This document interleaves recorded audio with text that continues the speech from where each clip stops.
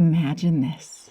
It's a stormy night, and the ocean is a wild, unrelenting beast. Waves crash against jagged rocks, sending sprays of salt water into the air.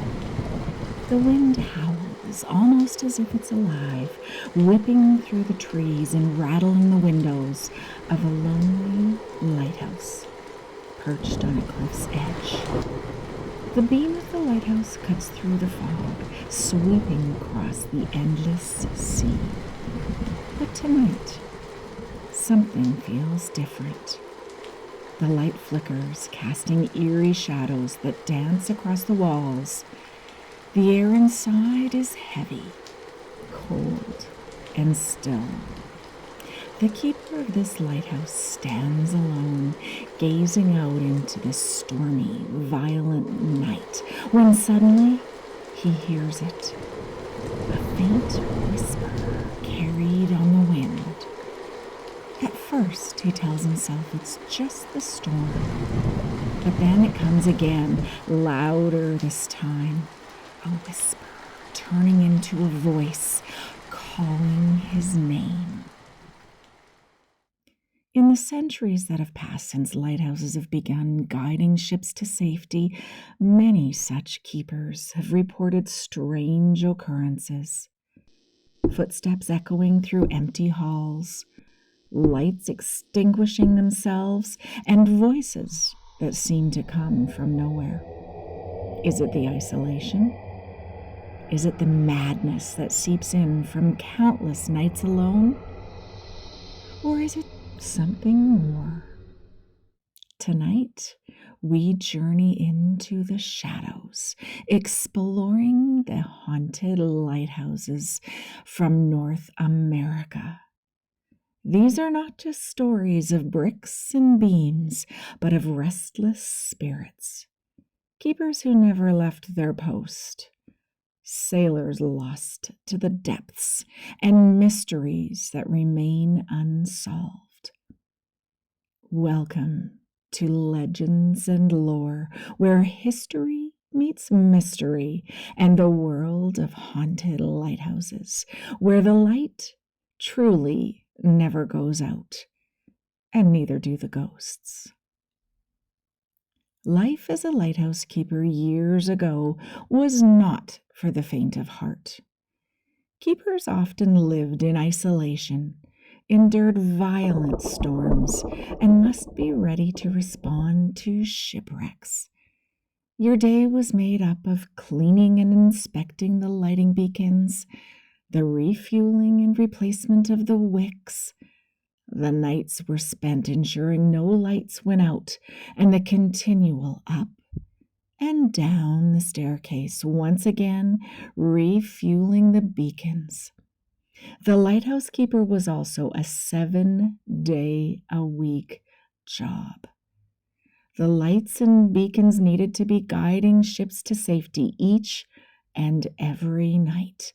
And so on those foggy, stormy days, the foghorn had to be blowing 24 hours a day.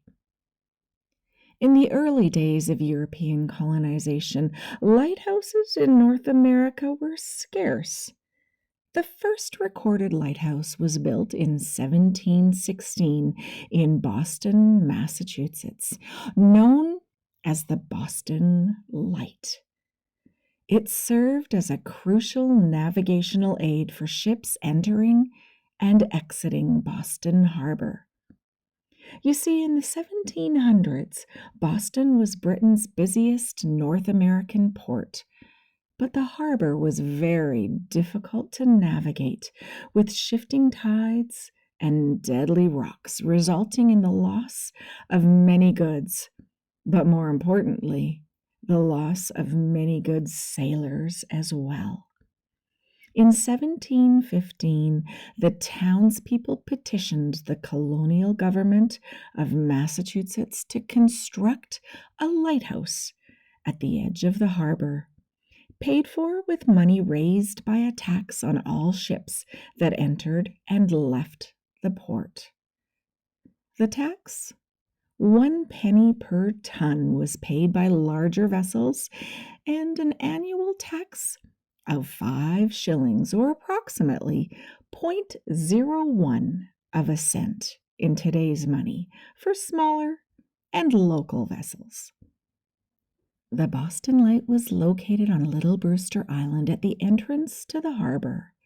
It stood roughly 60 feet tall and was lit by a combination of candle and oil lamps, and was first illuminated on September 16th, 1716.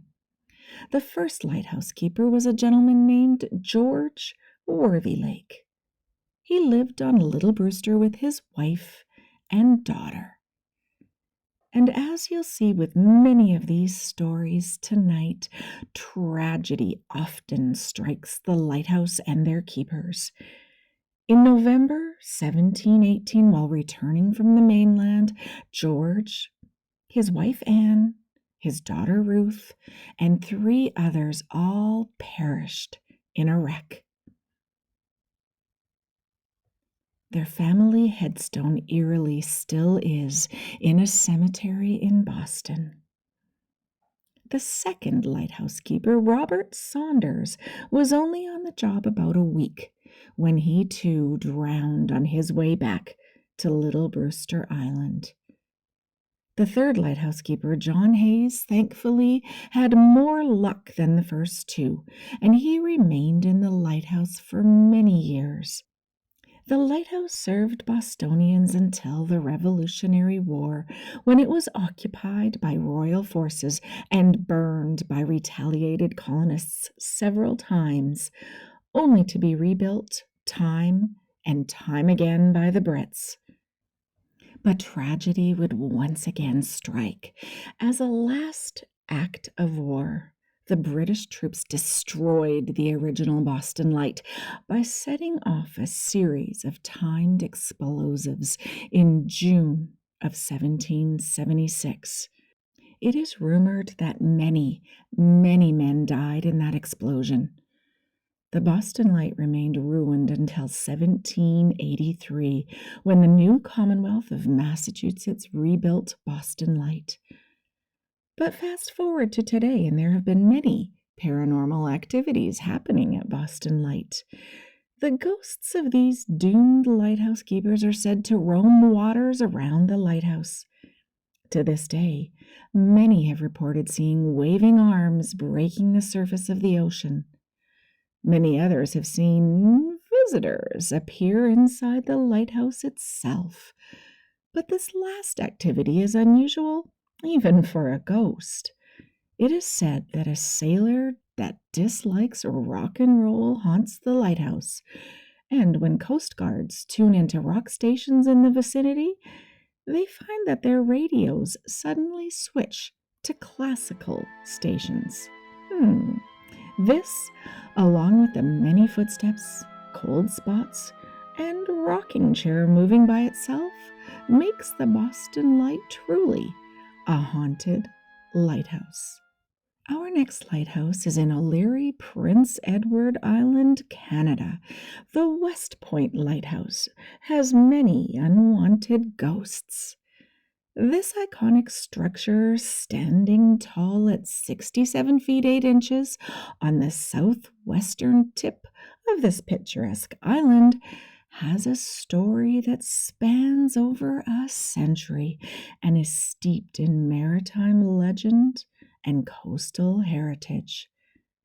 Built in 1875, the West Point Lighthouse first cast its guiding light on May 21st, 1876, out into the waters, a beacon of hope and safety for sailors navigating the treacherous coastline of Prince Edward Island.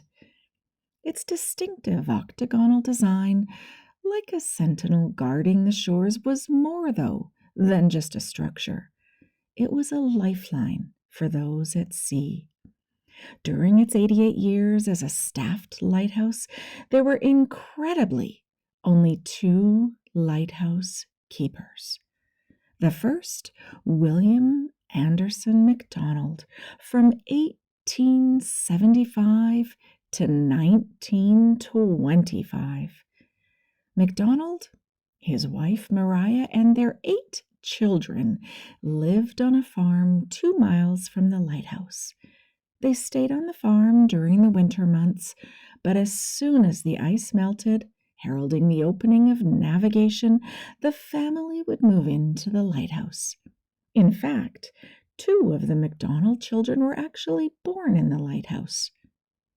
William MacDonald was known affectionately as Lighthouse Willie, and he never missed one single night of work during those 50 years. He received an Imperial Long Service Medal for his service all that time. After his retirement in 1925, an advertisement was placed for a replacement. Benjamin McIsaac was the second keeper at the West Point Lighthouse from 1925 until 1963. He had been wounded in World War I, and he and his wife Pearl lived on their farm a few miles from the lighthouse year-round. They had 15 children, and would have needed more room than the lighthouse offered. Benny would spend nights alone at the lighthouse during the navigation season and during World War II. He retired in May of 1963 when the lighthouse became automated. As time went on, the West Point Lighthouse evolved and adapted. It witnessed the transition from kerosene lamps to the brilliance of electricity, making it even more reliable and efficient. And yet, as technology advanced, the world of navigation changed. Automated systems and GPS made traditional lighthouses less vital. And so, in 1963, the West Point Lighthouse was decommissioned, ending its official role as a guiding light for ships. However, the story doesn't end there. Rather than letting this historic landmark fall into disrepair and obscurity, a passionate group of individuals, organizations, and a great-granddaughter of MacDonald decided to preserve its legacy. The West Point Lighthouse was transformed into a museum and an inn, serving as a living testament to its past and a welcoming destination for visitors and history lovers. But not only does it welcome visitors and history lovers, it also seems to welcome those guests of the paranormal kind. Guests and staff have noticed odd paranormal activity for years, including mysterious lights that turn on by themselves, voices out of nowhere, and cold spots. But there are 3 unusual and spooky common threads of what people see. It is said that Lighthouse Willie loved the lighthouse so much he didn't want to leave, and so his ghost is often glimpsed. Those that have seen him say he's not a scary ghost, but he is known to be a friendly spirit. Another unusual occurrence is that many people report seeing a fully rigged sailing ship off to the west, fully on fire from stem to stern and plunging its way through the Northumberland Strait. And many people have also reported that you can even hear the shouts of the crew as they try to escape. And there's more.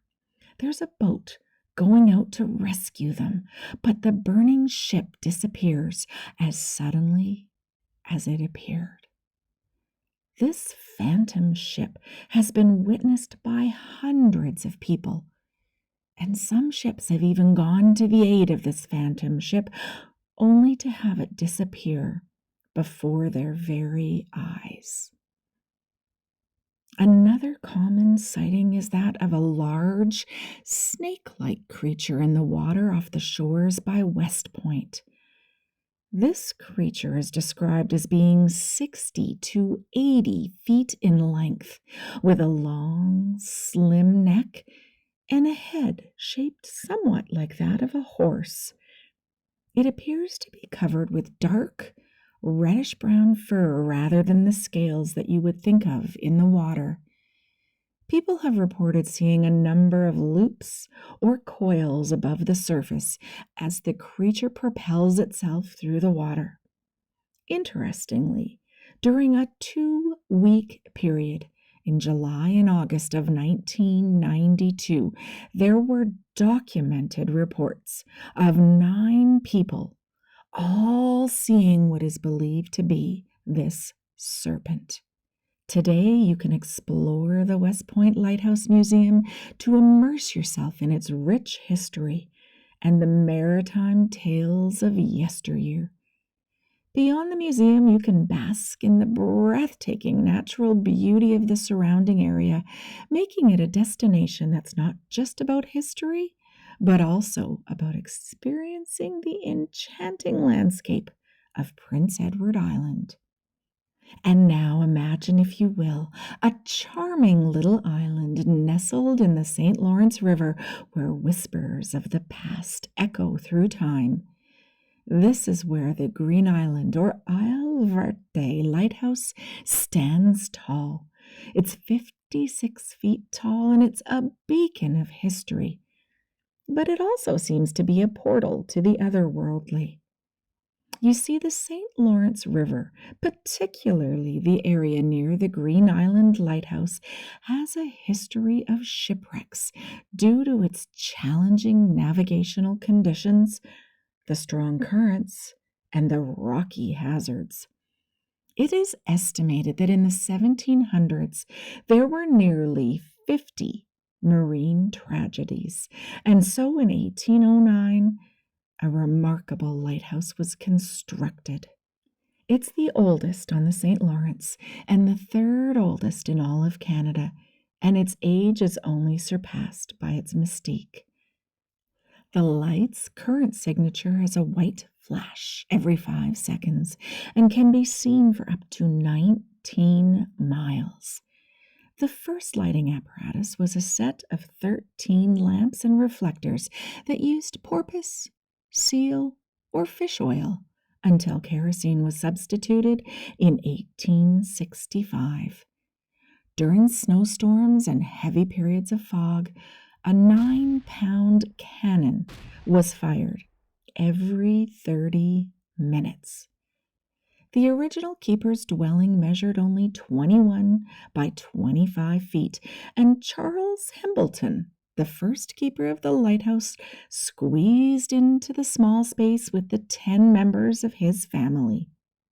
In 1827, after the passing of Charles Hambleton, Robert Noel Lindsay, a 27-year-old apprentice pilot and sailor of Scottish descent from Quebec City, became keeper, and finally a new dwelling was built in 1830.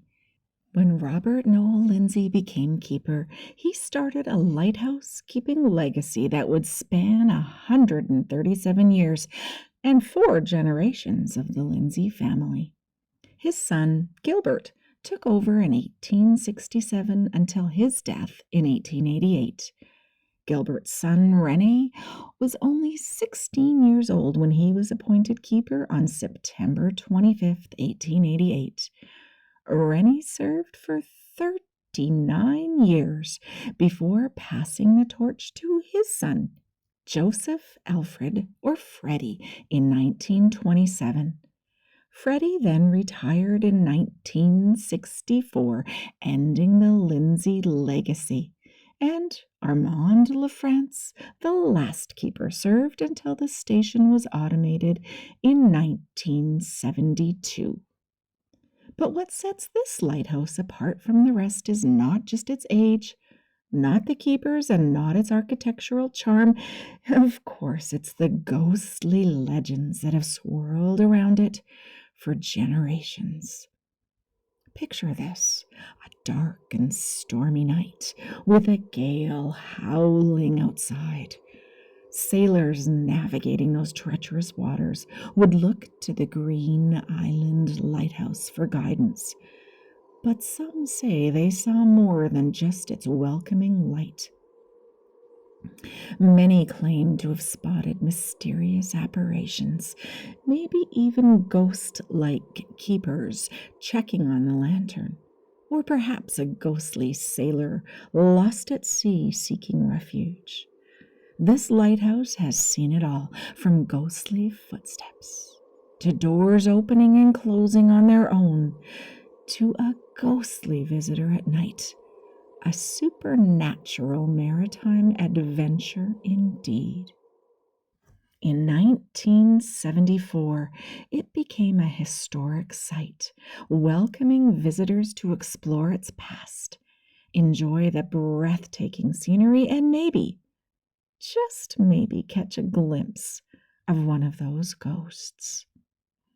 And now Quebec has not one, but two haunted lighthouses. The Pointe-au-Père Lighthouse is not just a historic beacon or a towering structure of stone and steel. It's a testament to the resilience of seafaring communities and their enduring connection to the sea. Standing tall on the banks of the St. Lawrence River, the story of the Pointe-au-Père Lighthouse began in the mid-1800s when the lighthouse was first established to help mariners navigate the treacherous shoals and shifting sands of the St. Lawrence. It is first listed in the Department of Marine Records as Father Point. Was constructed in 1859 at the Montreal Ocean Steamship Company's telegraph and pilot station and went into operation on September 1st of that year. The lighthouse was a wooden octagonal tower that exhibited a fixed red light and used 6 lamps and reflectors. The cost of the lighthouse, including a signal gun to be fired in times of fog, was $1,453.61. After being destroyed by fire on April 13th, 1867, the lighthouse was replaced by a square 3-story house topped by a lantern with 5 mammoth flat-wick lamps and 21-inch reflectors. The lamps consumed about 220 gallons of oil each season, while the fog gun went through 500 pounds of powder. Originally painted white, the lighthouse had gained a horizontal black band by 1881. In 1876, John McWilliams became keeper of the lighthouse upon the death of the first keeper, David Lawson. Both of these keepers served as telegraph operators besides caring for the light. Over the years, many upgrades occurred to this lighthouse, including a new revolving light, a fog siren machine, and a separate fog alarm building. But construction began on a new lighthouse at this station and was completed in 1909 at a cost of $5,855.58 and is still standing today. It's an impressive 108 feet tall with 128 steps to the top. The original lighthouse was demolished in 1966, just shy of its 100-year anniversary. But the story of this lighthouse doesn't stop at its maritime service. It has witnessed significant moments in Canadian history. It's said that in the 1800s, this lighthouse was the site of a naval tragedy. A French battleship with a crew of nearly 100 men sank near the point. Many of the men died before they could be rescued, their bodies never to be seen again. And even more devastating, it was the early morning on Friday, May 29th, 1914, when the Pointe-au-Père light station received a chilling SOS telegraph from Captain Henry Kendall of the passenger ship Empress of Ireland.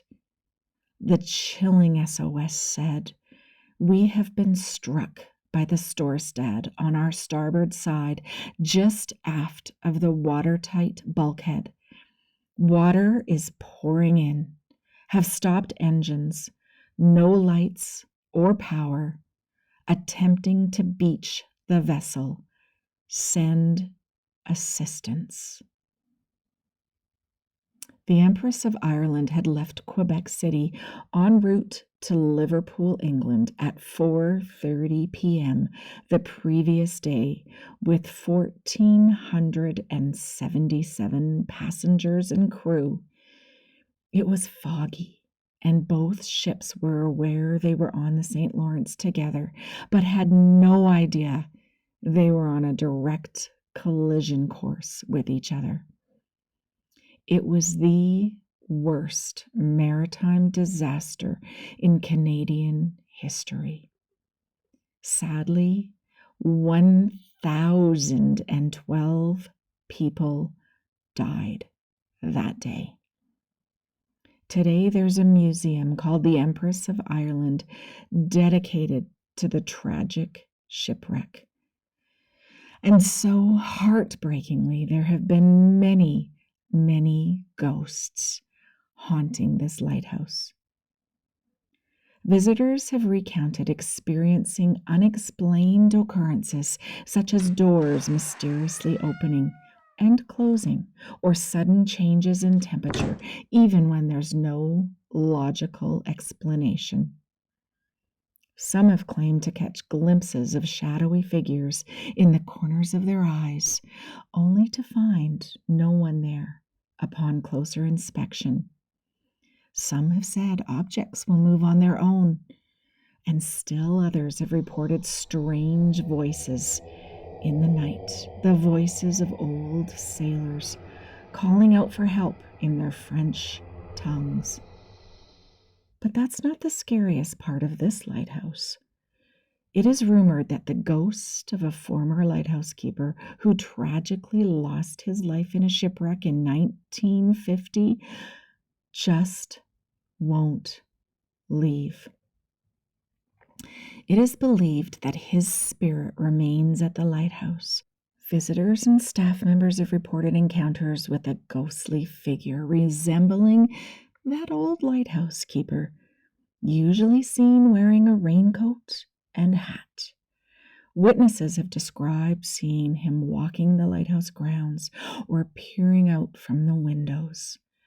Some claim to have heard the sound of footsteps and the rattling of keys, which are associated with his presence. In the end, whether you're a skeptic or a believer, the Pointe-au-Père lighthouse serves as a bridge between the past and the present, where history meets mystery and the known meets the unknown. And now I am delighted to take you on a journey to the captivating Seagan Island Light Station, a beacon of light and history that graces the rugged Gulf of Maine. This storied lighthouse carries with it the tales of guiding ships through treacherous waters, the dedication of its keepers, a rich maritime legacy, and of course, ghosts. For over 2 centuries, the Seagan Island Light Station has stood as a guardian at the mouth of the Kennebec River. Its history reaches back to 1795, when George Washington first commissioned it. The first lighthouse was erected on a remote and rocky outpost and was a response to the need for safe passage through the challenging waters of this region. The height of the island boasts the top of the lighthouse, 186 feet above sea level, making it the highest lighthouse in the state, and with its distinctive white tower crowned by a bright red lantern, it has become a maritime icon in the Gulf of Maine. But what makes this lighthouse particularly special are the dedicated keepers and their families who called Segan Island home. The first keeper was Major John Polarski, who stayed for 5 years. Or did he? Some say he's still there haunting it.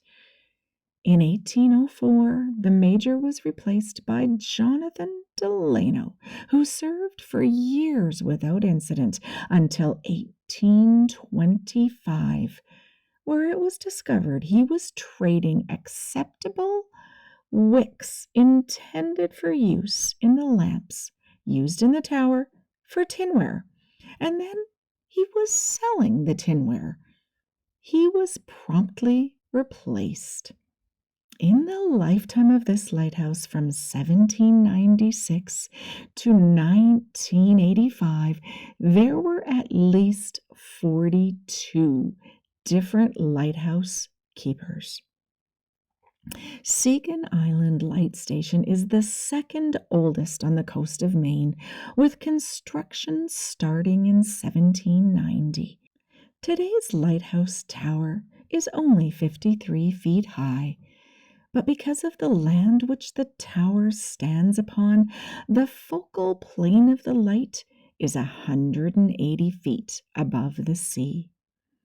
For many years, the locals maintained that pirate treasure was buried on Segan Island, and so in 1936, the Bureau of Lighthouses granted a revocable license to search for the alleged treasure. But darn it, the hunt was concluded unsuccessfully the same year. Segan Island is known as one of the foggiest places in the USA. One year, the fog signal blew almost 1/3 of the entire year, a total of 2,734 hours. After the station was automated in 1985, local citizens formed Friends of Segan Island to ensure the preservation and upkeep of the lighthouse. Each summer, the Friends hire caretakers to live at Segan Island Lighthouse to greet visitors, operate the museum, maintain the grounds, and do necessary repairs and upkeep. The lighthouse is listed on the National Register of Historic Places, and the tower and attached museum in the keeper's duplex are open to the public. But what will the public discover when they go? Remember Major John Polarski, the first lighthouse keeper? It seems as though the major was always complaining about his meager salary and unfit living conditions, and after serving for 8 years, he died penniless on the island, and many say his ghost is still there. One incident happened after the lighthouse was automated in 1985, when the supervisor in charge of the crew reported that the old captain ghost woke him up in the middle of the night. He was dressed in oilskins and shaking his bed. The entity asked him not to take the furniture away and to leave his home alone. The supervisor was convinced it was a dream, and the next day began to load the furniture onto a boat.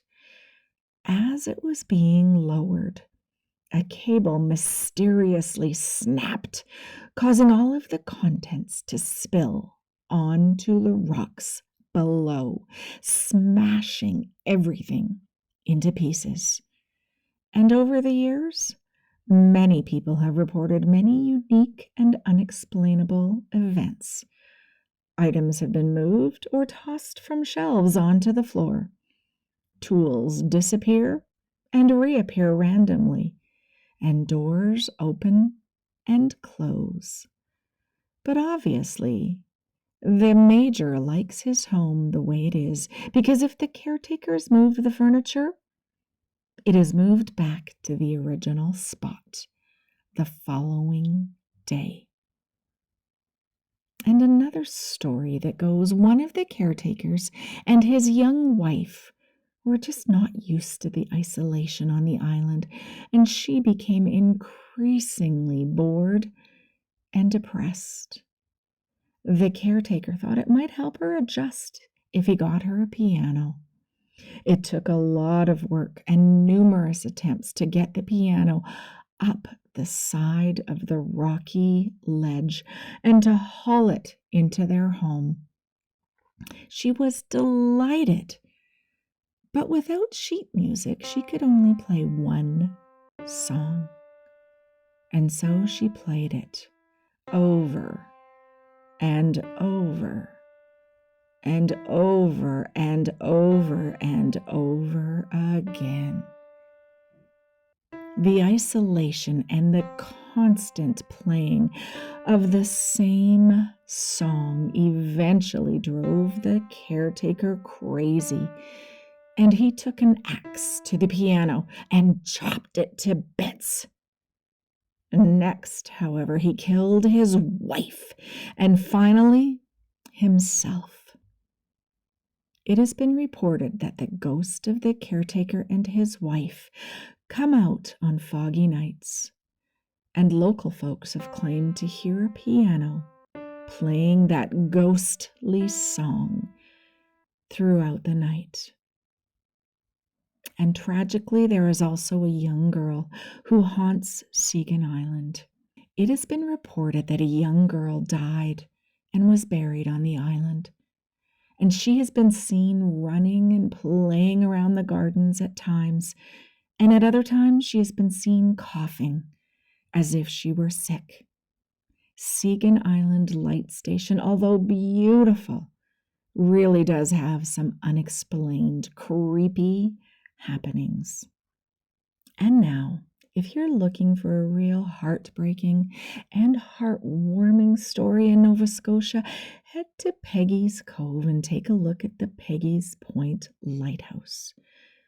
This centuries-old lighthouse is steeped in horrific history, mysterious paranormal activities, and a history unlike any other.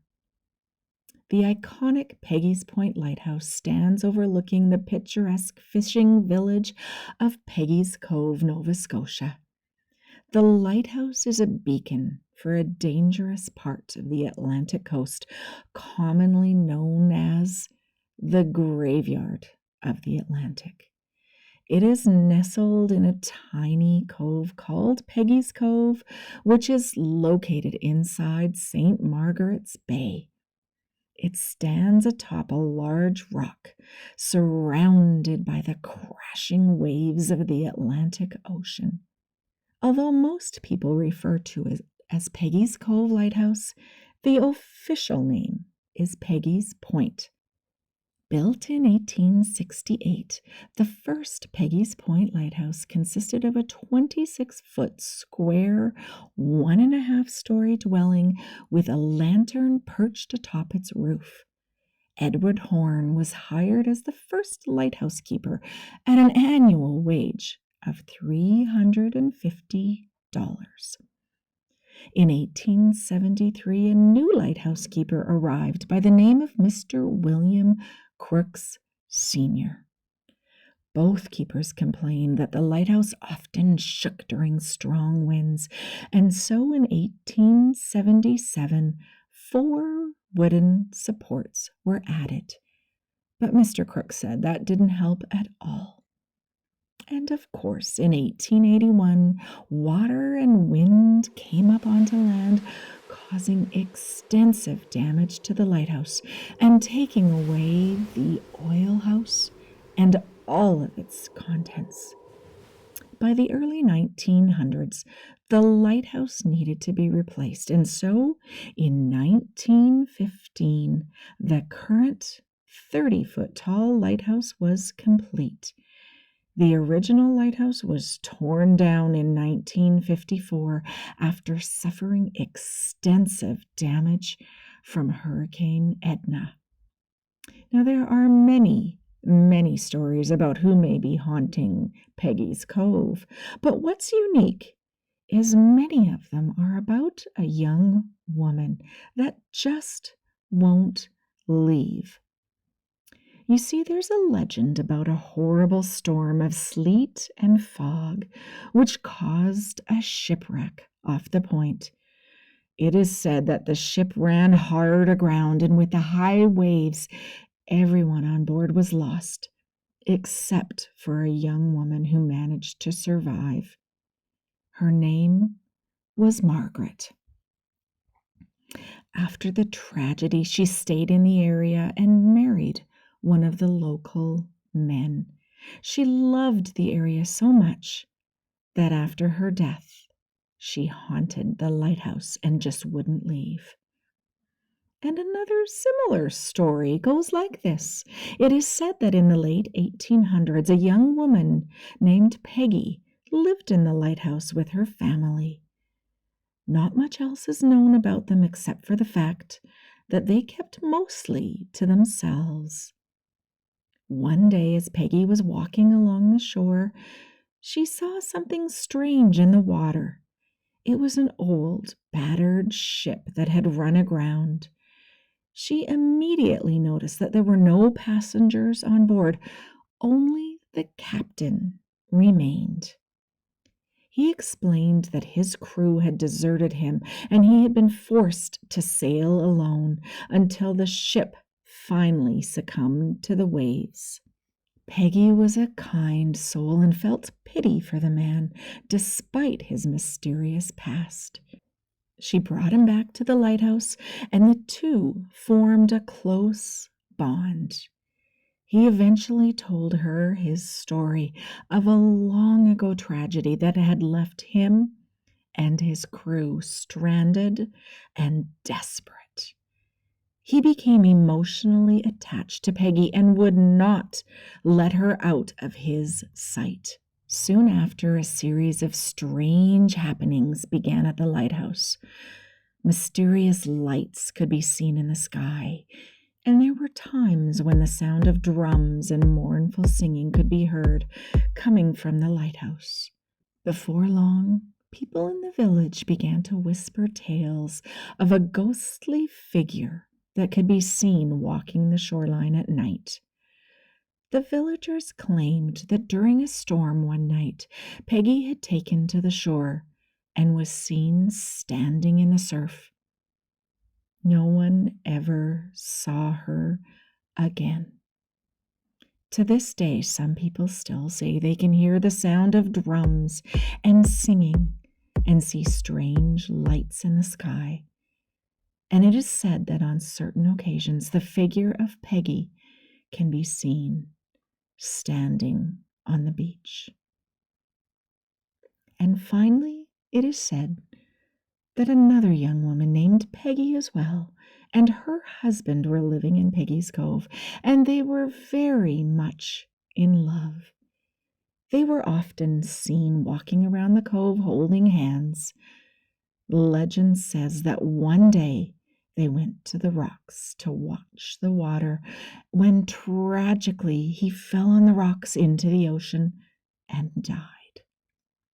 The story continues with Peggy being so distraught that she also flung herself into the ocean, never to be seen again. Many people still say they can hear a woman crying at night and someone walking along the rocks, searching for someone else. And who knows? It may be all three women that just won't leave the beautiful area of Peggy's Cove. And so we have explored many intriguing tales of haunted lighthouses. But brace yourselves because we are now going to hear the chilling history and spine tingling stories of the most haunted lighthouse in North America. Welcome to Point Lookout Lighthouse, located in Maryland. It's been said that the ghost of a Confederate soldier runs across the road at dusk. And it's been said that the ghost of an old woman searches for her own grave. And it's been said that a long dead lighthouse keeper still sings at night. Point Lookout Lighthouse officially opened on September 20th, 1830. Upon its opening, the first lighthouse keeper was a gentleman by the name of James Davis. Some people say his wife, others people say his daughter, but Anne Davis also lived there. Now remember, the lighthouse opened in September of 1830, but poor James only lived there a few short months, until December, where he met his untimely death. Could James Davis be haunting the lighthouse? Anne then took over the duties, and there are rumors that Anne sold alcohol from the lighthouse, because there is actual documentation from 1830 that says they had to amend her contract to prohibit her from selling alcohol.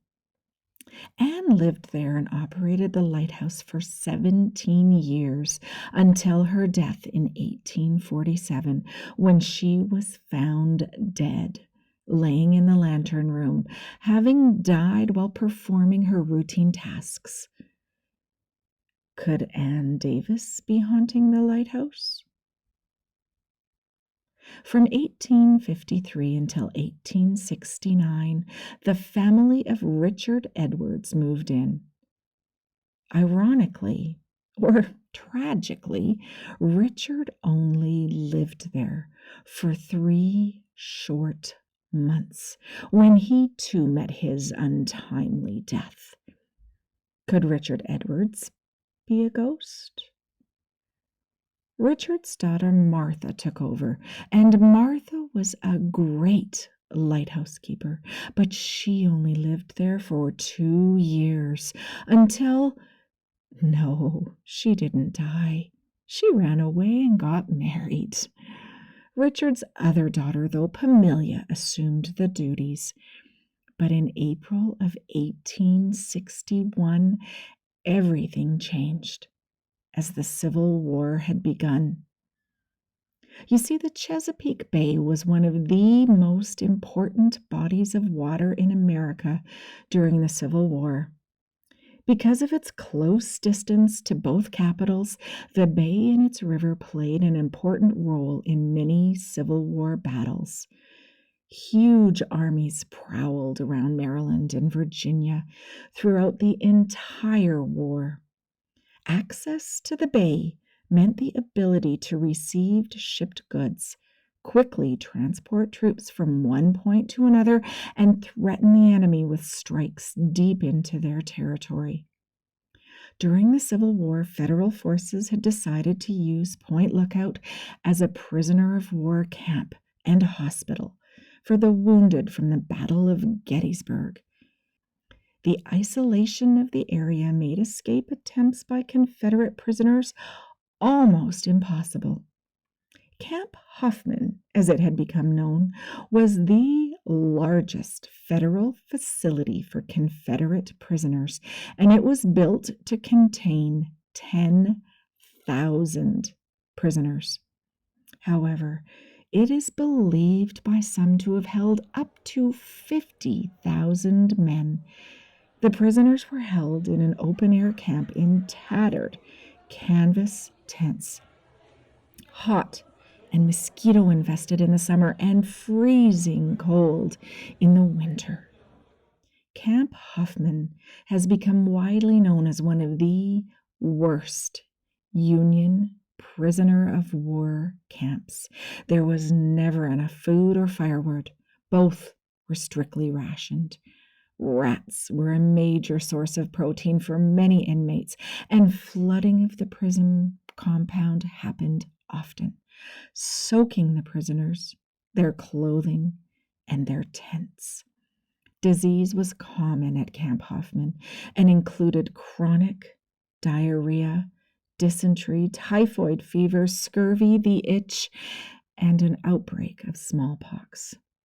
It is estimated, sadly, that between 3,000 and 8,000 men died of war wounds and disease and were buried in a mass grave on Point Lookout. There is now a Confederate war memorial on the site that says 3,384 prisoners died. However, many reports indicated many more deaths. Could any one of these men be haunting the lighthouse? As I mentioned, one of the most frequent ghost sightings is a Confederate soldier. He is seen moving across the road, moving away from what was once the smallpox unit. So perhaps a Confederate soldier faked an illness hoping to escape. But his ghost runs across the road repeatedly. It is doubtful that he succeeded in his escape attempt. And another lighthouse keeper died on the job, William Yeatman. However, at least William made it a whole lot longer than both James Davis and Richard Edwards. William took the oath of office on September 27th, 1871. Not only was William busy as a lighthouse keeper, but he also had 12 children. Yes, 12. Unfortunately, he passed away 37 years later in 1908. Now, could William Yeatman be haunting the lighthouse? There are so many reports of paranormal activity that an internationally renowned parapsychologist and his team of paranormal psychologists investigated the lighthouse. They successfully recorded 24 different voices in the building, both male and female voices, singing and talking, often using quite colorful language.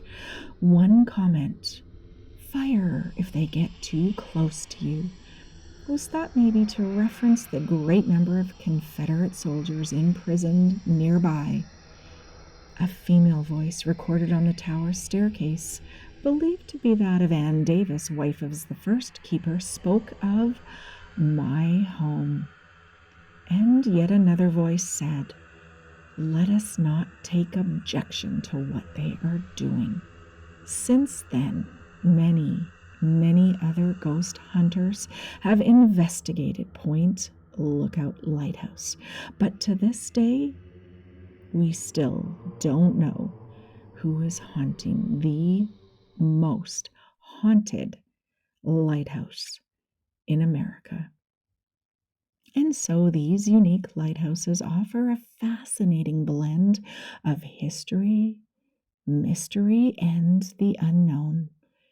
These coastal sentinels, which have guided ships and sailors through the darkest of nights, often hold secrets and stories that captivate our imagination. Whether you're a believer in the supernatural or a skeptic of ghostly tales, haunted lighthouses remind us of the enduring power of folklore, the allure of the unexplained, and the human desire to seek out the mysterious. Hopefully, someday you will visit these historic beacons and have the opportunity to not only explore the stories that shroud them, but also to bask in their beauty of their coastal settings and appreciate the maritime history they represent.